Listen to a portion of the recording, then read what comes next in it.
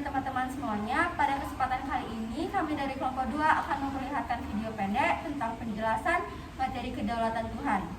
Sebelum masuk ke videonya, ada baiknya kami melakukan perkenalan diri terlebih dahulu. Dimulai dari saya. Nama saya Dayarti Surya Partyani, nomor absen 18 dari kelas 9H. Saya Umadi Krisna Satya Gamba, absen 12 dari kelas 9H. Kenalkan, saya Gede Sadewira Prasetya, nomor absen 37 dari kelas 9H. Saya Imade Yoga Saya Putra, kelas 9K, absen 13. Saya Asung Pratnyanata Pangestu, kelas 9A, absen 2. Sekian perkenalan dari kami. Selamat menyaksikan videonya. Kita dapat tugas PPKN nih tentang materi kedaulatan Tuhan. Kamu ngerti nggak materinya, Yok? Aku juga nggak ngerti nih, gimana nih? Halo, kalian belum mengerti materi mengenai kedaulatan Tuhan? Belum. Sini Bapak jelasin. Teori kedaulatan Tuhan berkembang sekitar abad ke-5 hingga abad ke-15 dan tidak dapat dilepaskan dari perkembangan agama pada saat itu. Teori ini berkembang karena timbul kepercayaan bahwa tanpa adanya Tuhan, tidak ada hal yang dapat diwujudkan. Dalam teori ini, Tuhan merupakan pemegang kekuasaan tertinggi. Tokoh-tokoh dalam kedaulatan Tuhan antara lain 1. Augustine, 2. Thomas Aquinas, dan yang ketiga Marsilius.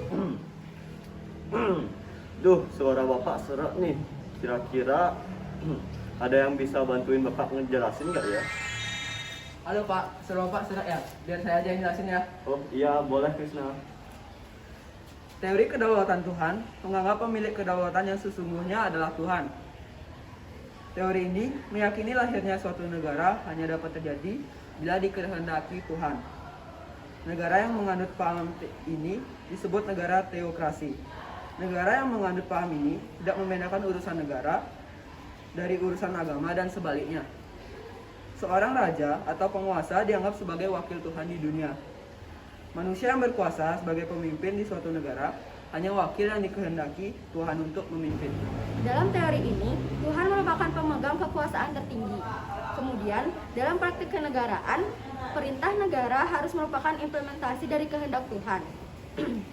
Diterangkan Jimmy S. Kennedy, dalam perkembangannya, praktik teori ini banyak sekali menghadapi persoalan. Agama dan Tuhan seringkali dengan sangat mudah dijadikan alat legitimasi kekuasaan.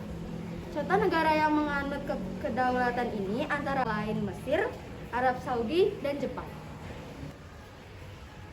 Nah, sekian pemaparan materi dari Bapak dan teman kalian mengenai teori kedaulatan Tuhan.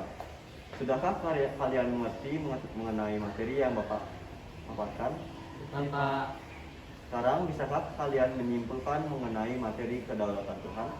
bisa. Silakan. Yang dapat kami simpulkan adalah kedaulatan Tuhan tidak cocok diterapkan di Indonesia.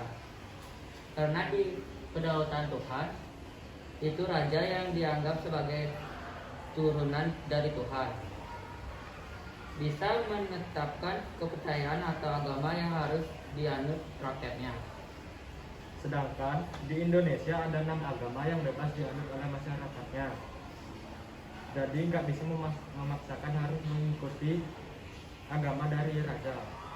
Terima kasih atas kesimpulan yang sudah kalian beri. Terima kasih telah menonton video kami. Maaf jika ada kekurangan materi ataupun kesalahan kata. Kami tutup dengan para Santi. Om Santi Santi Santi Om.